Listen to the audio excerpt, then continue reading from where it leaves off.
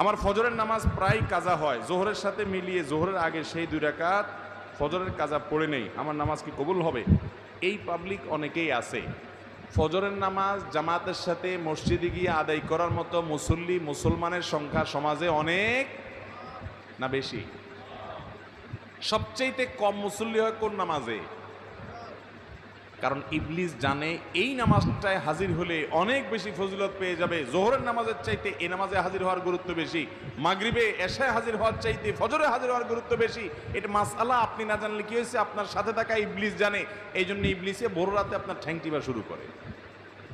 দেখবেন রাত 12টা 1টা 2টা পর্যন্ত ঘুম আসে না, ফেসবুক টিপতেছেন, ইউটিউব টিপতেছেন, মোবাইলে মোনাজাত ধরতেছেন, শয়তানের জিকির আজকার করতেছেন, এগুলো করতে করতে 12টা 1টা পর্যন্ত আপনার ঘুম আসে না। ঠিকই দেখবেন ফজরের আজান আগ দিয়া দেখবেন এমন ঘুম আসে, অ্যালার্ম দিয়ে রাখলেও আর উঠতে মনে চায় না। ঠিক না বে ঠিক?